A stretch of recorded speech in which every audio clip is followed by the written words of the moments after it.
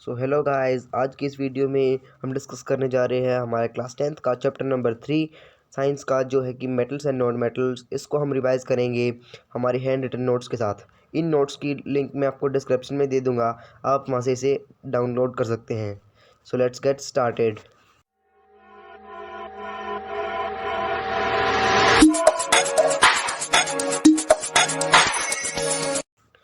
तो यहाँ पे हमारा जो पहला पॉइंट है वो है फिजिकल प्रॉपर्टी। ये जो हमारी फिजिकल प्रॉपर्टीज़ हैं ये काफ़ी शॉर्ट में हमने यहाँ पे लिख दी हैं। यहाँ पे आप देख सकते हैं ये मेटल जो होते हैं वो लस्चरस होते हैं। इसका मतलब कि उनमें शाइन होती है, वो हार्ड होते हैं, वो good conductors of heat and electricity होते हैं। यानी कि अगर हम उसके अंदर से इलेक्ट्रिसिटी पास करवाना चाहें तो वो पास हो जाती है, और हीट भी आसानी से पास हो जाती है। और वो मेलिएबल होते हैं। मेलिएबल का मतलब होता है कि वो शीट्स में कन्वर्ट हो सकते हैं। और फिर होते हुए डक्टाइल। डक्टाइल मतलब कि थिन वायर्स में कन्वर्ट हो सकते हैं वो। सोनरस होते हैं मेटल्स। सोनरस मतलब कि जैसे ही हम उसको कहीं पे, यानी कि उसमें से रिंगिंग की साउंड आएगी उसके ऊपर अगर हम बीट करेंगे तो। उनके होते हैं high melting and boiling points, यानी कि वो काफ़ी ज़्यादा हाई टेम्परेचर पे मेल्ट होते हैं या फिर बॉयल हो जाते हैं। जबकि नॉन मेटल्स में इसका बिल्कुल अपोजिट होता है। जैसे आप देखिए इसमें जो पहला पॉइंट है उसमें है नॉन लस्टर्स, यानी कि उनके अंदर कोई शाइन नहीं होती है नॉन मेटल्स में। और वो ब्रिटल होते हैं। ब्रिटल मतलब कि हार्ड का उल्टा, यानी कि वो टूट सकते हैं। जैसे फॉर एग्जांपल एक चोक होता है, चोक को अगर हम थोड़ा सा फोर्स लगाएं तो वो टूट जाता है। ऐसे ही ये नॉन मेटल्स होते हैं, वो ब्रिटल होते हैं। वो poor conductors of heat and electricity होते हैं, यानी कि उनके अंदर से हीट या इलेक्ट्रिसिटी पास नहीं की जा सकती। अगर अगर की जा सकती है तो वो बहुत कम क्वांटिटी में की जा सकती है। वो नॉन मलिएबल होते हैं, यानी कि वो शीट्स में कन्वर्ट नहीं किए जा सकते। जैसा कि आपको पता होगा कि ऑक्सीजन गैस जो होती है वो एक नॉन मेटल होता है। क्या हम उसको शीट कन्वर्ट कर सकते हैं शीट में? ऑक्सीजन गैस को नहीं। और क्या हम उसकी एक वायर बना सकते हैं? हम उसकी वायर भी नहीं बना सकते। तो इसलिए वो non malleable and non ductile होंगे। और इसमें अगली चीज़ है वो कि नॉन सोनरस। वो कभी भी रिंगिंग साउंड की प्रोड्यूस नहीं करती वॉइस। जैसे कि फॉर एग्जांपल हम एक कार्बन के टुकड़े को अगर हम मारेंगे कहीं पे तो वो रिंगिंग साउंड तो बिल्कुल भी नहीं आएगी, लेकिन अगर हम किसी आयरन के पीस को मारेंगे तो ज़रूर आएगी। यहाँ पे होते हैं इनके low melting and boiling points, यानी कि अगर हम उनको बॉईल करना चाहें या फिर मेल्ट करना चाहें तो वो काफ़ी जल्दी बॉईल या मेल्ट हो जाते हैं, काफ़ी ज़्यादा कम टेम्परेचर पे ही। यहाँ पे हमें बहुत सारी एक्सेप्शंस देखने को मिलेंगी। हमारे एक्सेप्शंस काफ़ी सारे इसमें इसमें हमने 9 एक्सेप्शंस लिखे हैं। इसमें जो पहला एक्सेप्शन है वो है कि नॉन मेटल्स जनरली सॉलिड या होते हैं। Non metals are generally solid और गैस, यानी कि वो सॉलिड या गैस होते हैं नॉन मेटल्स जनरली। लेकिन जो ब्रोमीन होता है वो एक नॉन मेटल है और वो लिक्विड है। जो नॉन मेटल्स होते हैं वो रूम टेम्परेचर पे सॉलिड होते हैं, लेकिन मरकरी जो होता है वो लिक्विड होता है रूम टेम्परेचर पे। मेटल जो होते हैं वो उनके हैव हाई मेल्टिंग पॉइंट, यानी उनके काफ़ी ज़्यादा high melting and boiling points होते हैं, जैसे कि हमने यहाँ पे देखा था। लेकिन जो गैलियम एंड सीजियम है ये मेटल्स हैं जिनके काफ़ी लो मेल्टिंग और बॉइलिंग पॉइंट्स हैं।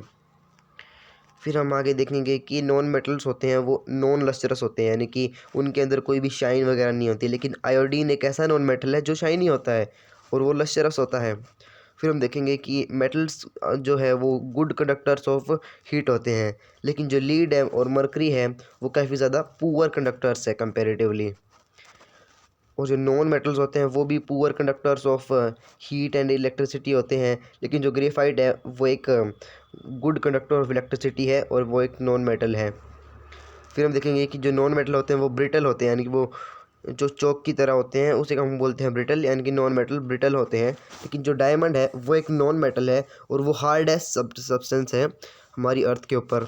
ये सारे काफ़ी सारे एक्सेप्शंस हैं हमारे देखने को मिलेंगे यहाँ पे। फिर हम देखेंगे कि यहाँ पे जो नॉन मेटल्स होते हैं उनके लो बॉइलिंग पॉइंट्स होते हैं, लेकिन जो डायमंड है उसका हाई बॉइलिंग पॉइंट है।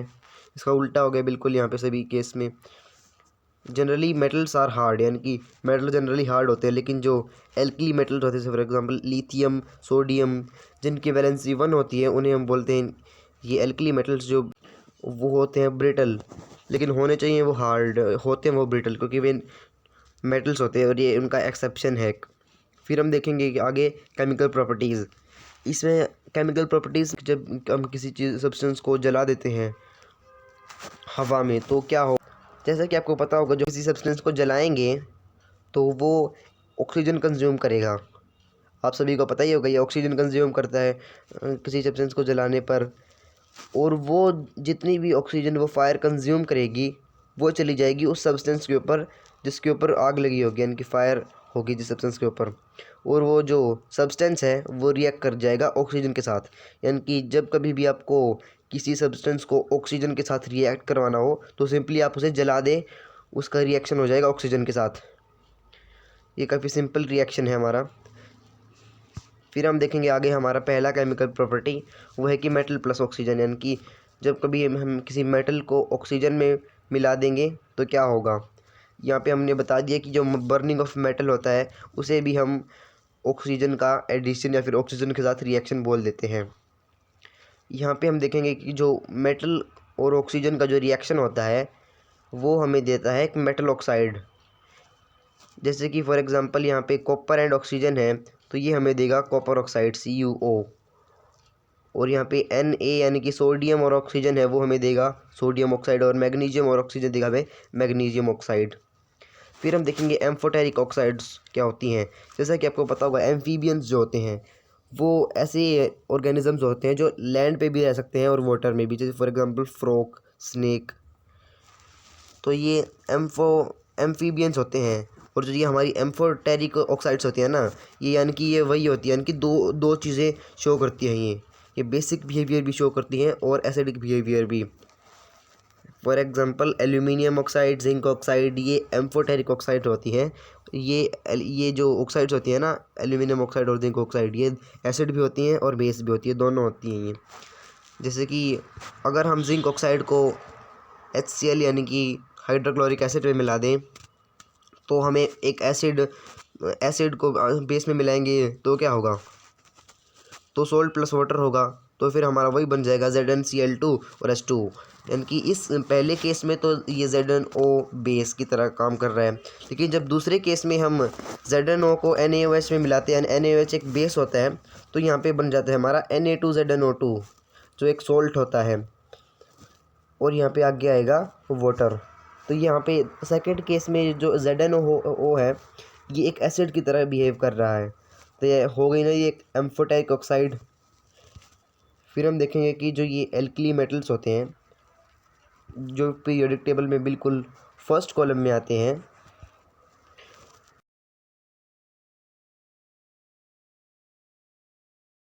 एग्जाम्पल लिथियम, सोडियम, पोटेशियम, ये सभी एल्कली मेटल्स होते हैं और इनकी जो ऑक्साइड्स होती हैं वाटर में यानी कि सोल्यूबल।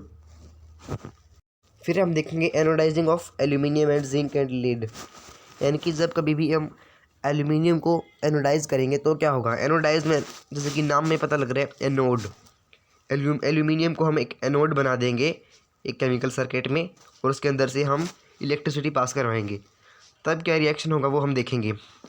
जैसे कि इसमें जो हमारा पॉजिटिव है उसे एनोड बोलते हैं, यहाँ पे जो एल्यूमिनियम है उसे एनोड बना दिया गया है, और उसके अंदर क्या होगा कि यानी कि वाटर है, वाटर के जब कभी भी केमिकली रिएक्ट करेगा इलेक्ट्रिसिटी के साथ तो क्या होगा, उसके एनोड से तो ऑक्सीजन पास होगी और उसके कैथोड से H2 पास होगी यानी कि हाइड्रोजन गैस।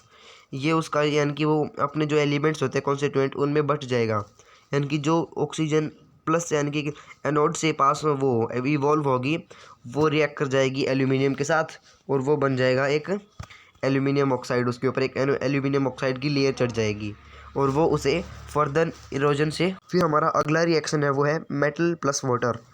जब कभी भी हम मेटल को वाटर के अंदर छोड़ देते हैं तो क्या होगा, तो जैसे कि आपको पता होगा कि जो वाटर होता है वो H2O होता है, और जो हमारा मेटल होता है वो कोई भी एलिमेंट हो सकता है। हमारा मेटल जो मेटल होगा वो वाटर के O के साथ रिएक्ट करेगा और बन जाएगा मेटल ऑक्साइड, और जो बचती H2 होगी वो बन जाएगी हाइड्रोजन गैस। फिर यही हमारा केमिकल रिएक्शन है, metal plus water gives us metal oxide plus hydrogen. यहाँ पे हम देखेंगे कि आगे जो मेटल है वो हो सकते हैं सोडियम, लिथियम, पोटेशियम, कुछ भी हो सकते हैं वो। इनको जब हम वाटर के साथ मिलाएंगे तो यहाँ पे बनेगा मेटल हाइड्रोक्साइड। इस केस में जब ये सोडियम, लिथियम और पोटेशियम होंगे ना और इसको हम वाटर में मिलाएंगे तो ये बन जाएगा मेटल हाइड्रोक्साइड, क्योंकि ये एल्कली होते हैं और जो मेटल ऑक्साइड इसकी बनेगी वो डिज़ोल्व कर जाएगी वाटर में, इसीलिए जो वो डिज़ोल्व कर जाएगी इनकी जो मेटल ऑक्साइड, तो मेटल ऑक्साइड प्लस वाटर क्या बनता है, मेटल हाइड्रोक्साइड। इसलिए जो ये एल्कली मेटल्स होते हैं सोडियम, लिथियम, पोटेशियम, ये सभी वाटर के साथ रिएक्ट करके हमें देते हैं मेटल हाइड्रोक्साइड। देखेंगे हम यहाँ पे, जैसे potassium plus H2O gives us K2O, यानी कि पोटेशियम ऑक्साइड प्लस वाटर। फिर potassium oxide plus water further जब ये इसके साथ मिल जाएगी, यानी कि जो पोटेशियम ऑक्साइड है वो हमने यहाँ पे देखा कि ये सोल्यूबल होती हैं, यानी कि ये जो पोटेशियम ऑक्साइड है ये वाटर के साथ फर्दर यानी कि और भी ज़्यादा उसके साथ डिज़ोल्व हो जाएगा, फिर वो बन जाएगा KOH पोटेशियम ऑक्साइड हाइड्रोक्साइड, फिर ये बन जाएगा एक एल्कली। ठीक है, तो फिर हम आगे देखेंगे कि Al plus H2O, Al2O3 plus H2, ये भी वही है, एल्यूमिनियम को जब हम वाटर में मिलाएंगे तो वो बन जाएगा सोल्ट प्लस H2। फिर हम देखेंगे यहाँ पे हमारी जो रिएक्टिविटी सीरीज़ है वो किस तरह बनती है, यानी कि जब कभी भी हम किसी सब्सटेंस को आइस के अंदर डालते हैं, आइस को पता होगा आइस के अंदर काफ़ी कम हीट एनर्जी होती है, और अभी के लिए हम हीट एनर्जी को एनर्जी मान के चलते हैं, यानी कि आइस के अंदर बिल्कुल भी एनर्जी नहीं होती हीट एनर्जी, और स्टीम के अंदर सबसे ज़्यादा होती है। इसलिए जो स्टीम है वो एनर्जाइज्ड होगा और आइस होगा वो लेस एनर्जाइज्ड होगा, यानी कि जब कभी भी हम किसी मेटल को स्टीम के अंदर डालेंगे यानी कि वो उसके साथ रिएक्ट करेगा ही करेगा। लेकिन कुछ ऐसे एलिमेंट्स भी होते हैं जो आइस के साथ भी रिएक्ट कर जाते हैं, जैसे for example potassium and sodium, ये इतने ज़्यादा रिएक्टिव होते हैं कि ये आइस के साथ भी रिएक्ट कर लेते हैं। फिर हमारा अगला रिएक्शन है वो है मेटल प्लस एसिड। मेटल को हम किसी एसिड में डालेंगे तो क्या होगा, तो बनेगा हमारा सोल्ट एंड हाइड्रोजन, यानी कि मेटल होगा जैसे फॉर एग्जांपल हमारा मैग्नीशियम Mg और एसिड हो गया HCl। अगर हम इन दोनों को कंबाइन करेंगे यानी इन दोनों का रिएक्शन करवाएंगे तो हमें मिलेगा MgCl2 जो होता है मैग्नीशियम क्लोरीन और हाइड्रोजन गैस। ऐसे ही होता है हमारा आयरन के साथ, iron plus sulphuric acid gives us iron sulphate and hydrogen gas. फिर जो हमारे HNO3 यानी कि नाइट्रिक एसिड होता है वो एक काफ़ी स्पेशल एजेंट होता है। जैसे कि आप लोग यहाँ पे देख पा रहे हैं कि जो नाइट्रिक एसिड होता है उसका फॉर्मूला होता है HNO3, यानी कि इसके अंदर एक ऑक्सीजन का आइटम है, लेकिन जो बाकी अदर एसिड्स होते थे फॉर एग्जांपल H2SO4 और HCl का हम देखेंगे तो इसके अंदर कोई भी ऑक्सीजन का आइटम नहीं होता, तो ये ऑक्सीडाइजिंग एजेंट बिल्कुल भी नहीं बन सकता। और लेकिन ये जो HNO3 है ये जो सोल्ट बनेगा और H2 निकलेगी वो गैस, उसको ये ऑक्सीडाइज कर देगा और H2 प्लस O2 हो जाएगा H2O जो बन जाएगा हमारा वाटर। यानी कि जब कभी भी हम किसी वो मेटल को नाइट्रिक एसिड के अंदर डालेंगे तो वो सोल्ट प्लस हाइड्रोजन गैस नहीं देगा, वो देगा सोल्ट प्लस वाटर, क्योंकि जो हाइड्रोजन गैस है हमारी वो अब बन चुकी है वाटर ऑक्सीजन के एडिशन के बाद।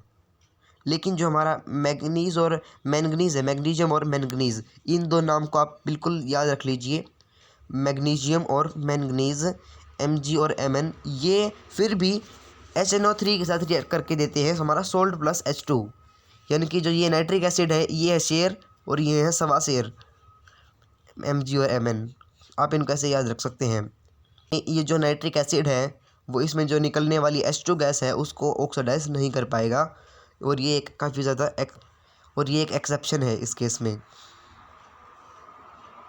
फिर हम देखेंगे जो हमारा मेटल A है जो मेटल B के सोल्ट के साथ कैसे रिएक्ट करेगा वो हम देखेंगे। यहाँ पे अगर A जो मेटल है वो B से ज़्यादा रिएक्टिव है, अगर मान के चलते हैं अगर वो A B से ज़्यादा रिएक्टिव है तो वो जो A है वो मेटल B की जगह ले लेगा, यानी कि डिस्प्लेस कर देगा। जैसे Na जो होता है वो काफ़ी ज़्यादा रिएक्टिव होता है C से, तो काफ़ी ज़्यादा रिएक्टिव होता है Cu से, तो ये जो Na है वो Cu को अपनी जगह से डिस्प्लेस कर देगा और फिर बन जाएगा Na2SO4 और फिर Cu बच जाएगा अकेला। फिर हम आगे देखेंगे हमारा जो पोटेशियम होता है, पोटेशियम जब कभी भी आयरन सल्फेट के साथ रिएक्ट करता है, पोटेशियम होता है सबसे ज़्यादा रिएक्टिव ये एलिमेंट, और ये जब FeSO4 के साथ रिएक्ट करेगा तो ये हमें देगा K2SO4, यानी कि Fe की जगह ले लेगा और Fe बच जाएगा अकेला। यही होगा हमारे साथ। डिस्प्लेसमेंट रिएक्शन के भी काफ़ी अच्छे एग्जाम्पल्स है ये दोनों। फिर हम देखेंगे कि जो हमारा मैग्नीशियम होता है वो जब Na2SO4 के साथ रिएक्ट करेगा, जो हमारा Na है वो तो मैग्नीशियम से ज़्यादा रिएक्टिव है, तो यहाँ पे नो रिएक्शन होगा इस केस में, क्योंकि जो हमारा A है वो B से ज़्यादा रिएक्टिव नहीं है, बल्कि B A से ज़्यादा रिएक्टिव है, तो इस केस में कोई रिएक्शन नहीं होगा। फिर हम आगे देखेंगे हमारी रिएक्टिविटी सीरीज़। इसकी हमने काफ़ी ज़्यादा अच्छी निमोनिक बनाई है, आप इसे इसी तरीके से याद कर सकते हैं। जैसे कि इसकी निमोनिक है, please stop calling me a careless zebra, instead try learning how copper mercury saves gold. इस निमोनिक से आप पूरी रिएक्टिविटी सीरीज़ को अच्छे से याद कर सकते हैं। जैसे यहाँ पे पी प्लीज़ है, P represent potassium, S represent sodium, C A calling represent calcium, me represent magnesium, A represent aluminium. इस तरीके से ये जो सभी निमोनिक्स हैं ये इन चीज़ों को रिप्रेजेंट करते हैं, तो आप इसे ऐसे याद कर सकते हैं, please stop calling me a careless zebra, instead try learning how copper mercury saves gold. इस निमोनिक को आप याद कर लीजिए, ये आपको बहुत काम आने वाला है आगे। फिर हम आगे देखेंगे कि जो मेटल होते हैं वो नॉन मेटल के साथ कैसे रिएक्ट करते हैं, यानी कि हम आयोनिक कंपाउंड्स पढ़ेंगे हम इसमें, कि जो हमारा के है पोटेशियम, उसके वैलेंस इलेक्ट्रॉन्स होते हैं 1, और जो Cl है उसके वैलेंस इलेक्ट्रॉन होते हैं 7, यानी कि के जो है उसको अपना 1 इलेक्ट्रॉन किसी को देना है, और जो क्लोरीन है किसी एक का इलेक्ट्रॉन्स लेना है, तो ये आपस में लेन देन कर लेते हैं, और जो ये पोटेशियम है ये अपना एक इलेक्ट्रॉन्स क्लोरीन को दे देता है, फिर बन जाता है KCl। इसी तरीके से जो Na होता है वो दे देता है O को, जैसे O को 2 इलेक्ट्रॉन चाहिए, Na के पास A है, तो Na अपने दूसरे साथी को बुला लेता है और वो एक एक इलेक्ट्रॉन्स अपने इसको दे देते हैं, फिर ऑक्सीजन की भी पूरी हो जाती है डिमांड और Na भी अपना स्टेबल हो जाता है। फिर हमारे ये बन जाते हैं Na2, यानी कि कितने एलिमेंट्स यहाँ पे Na के, कितने एटम्स हैं, Na2 है, तो यहाँ पे हो जाएगा Na2 और O है यहाँ पे एक ही, तो यहाँ पे हो जाएगा ऐसे। मैग्नीशियम है, मैग्नीशियम के वैलेंस इलेक्ट्रॉन्स होते हैं 2, लेकिन जो Cl है उसको तो एक ही चाहिए, तो फिर ये क्या करेगा, Cl अपने दूसरे साथी को बुलाएगा, फिर ये जो मैग्नीशियम है ये अपना एक एक इलेक्ट्रॉन्स इन दोनों Cl को दे देगा, फिर वो बन जाएगा MgCl2। इसी तरीके से हमारे जो मेटल्स और नॉन मेटल्स हैं ये आपस में रिएक्ट करेंगे, और जो हमारा जो पहला जो एटम ये मेटल होता है इसे हम बोलते हैं कैट आयन, क्योंकि ये पॉजिटिवली चार्ज हो जाता है।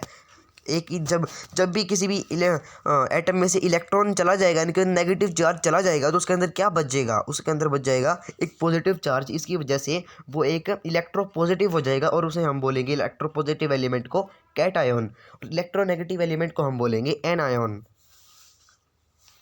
यहाँ पे हमें लिख रखा है कैट आयन होता है पॉजिटिवली चार्ज और एन आयन होता है नेगेटिवली चार्ज। तो ये काफ़ी ज़्यादा सिंपल टॉपिक है हमारा इसका, कि क्यों यहाँ पे K2 होता है, KCl होता है, ये क्यों होता है ऐसा। तो यहाँ पे हमने देख लिया। अब हम आ जाते हैं हमारे लास्ट स्लाइड पे। यहाँ पे हम देखेंगे जो हमारा कंपाउंड है, compound formed by transfer of electrons from metal to non metal. अब हमने यहाँ पे देखा कि यहाँ पे एक कंपाउंड बना, बेसिकली मेटल से लेके एक इलेक्ट्रॉन नॉन मेटल में चला गया, यानी कि ट्रांसफ़र ऑफ इलेक्ट्रॉन हुआ है from metal to non metal. और इसी हमारा जो कंपाउंड है इसे हम बोलेंगे आयोनिक कंपाउंड। इसे हम आयोनिक कंपाउंड क्यों बोलेंगे, क्योंकि आयोनिक आपको समझ पा रहे होगे, आयोनिक का मतलब होता है आयन, यानी कि उसके अंदर जब आयन बन जाएंगे, जैसे कि मैंने आपको यहाँ पे बताया, यहाँ पे दो आयन्स बन गए, एक कैट आयन एक और एक एन आयन। तो इसीलिए इस जो कंपाउंड है इस यो बनेगा, इसे हम बोलेंगे आयोनिक कंपाउंड। और ये जो आयोनिक कंपाउंड्स होते हैं ये इलेक्ट्रोवैलेंट कंपाउंड्स भी बोल सकते हैं हम इनको, और ये कोवैलेंट कंपाउंड के बिल्कुल अपोजिट होते हैं। हमारा जो कोवैलेंट कंपाउंड है वो उसे हम चैप्टर नंबर 4 में कवर करेंगे, वो इनके बिल्कुल अपोजिट होते हैं। जो कोवैलेंट कंपाउंड है वो शेयरिंग करते हैं इलेक्ट्रॉन्स की, और ये जो आयोनिक कंपाउंड है ये इलेक्ट्रॉन्स की लेन देन करते हैं। फिर हम देखेंगे हमारा बिल्कुल लास्ट जो टॉपिक है इस चैप्टर का, वह प्रॉपर्टीज़ ऑफ आयोनिक कंपाउंड्स। यहाँ पे हमारी पहली प्रॉपर्टी है वह फिजिकल स्टेट होता है इसका सॉलिड भी हो सकता है, सॉलिड होता है और ब्रिटल होता है, यानी कि ज़रूरी नहीं है कि कोई ऐसी चीज़ भी हो सकती है जो लिक्विड है ब्रिटल है, ये होता है सॉलिड भी है और ब्रिटल भी है। सॉलिड और हार्ड भी हो सकता है, लेकिन ये हमारा जो फिजिकल नेचर होता है इनका, जो सॉलिड होते हैं और ये ब्रिटल होते हैं। जैसे आपको पता होगा सॉल्ट है, सॉल्ट इजिकली ब्रेक डाउन हो जाता है, पाउडरी फॉर्म में होता है, तो वो सॉलिड भी होता है और ब्रिटल भी होता है। इसलिए जो आयोनिक कंपाउंड है, आपको अगर इसके अंदर पूछा जाए कि इसका फिजिकल नेचर क्या है, तो आप बताएंगे कि ये सॉलिड भी होते हैं और ये ब्रिटल भी होते हैं। ठीक है, फिर हम आगे देखेंगे कि जो हमारा मेल्टिंग एंड बॉइलिंग पॉइंट्स हैं वो कैसे हैं।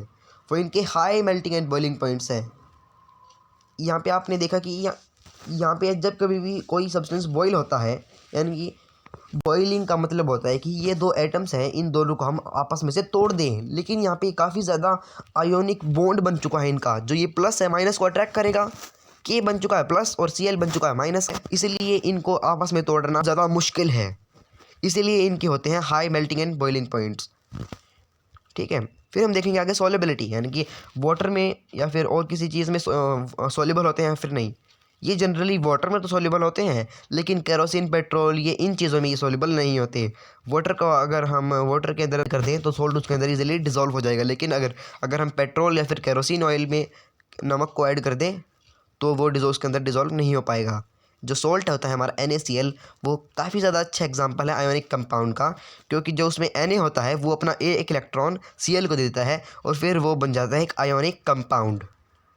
ओके, फिर हम आगे देखेंगे कंडक्शन ऑफ इलेक्ट्रिसिटी, यानी कि क्या वो इलेक्ट्रिसिटी कंडक्ट कर पाते हैं। हम यहाँ पे देखेंगे जो इलेक्ट्रिसिटी वो क्या होती है।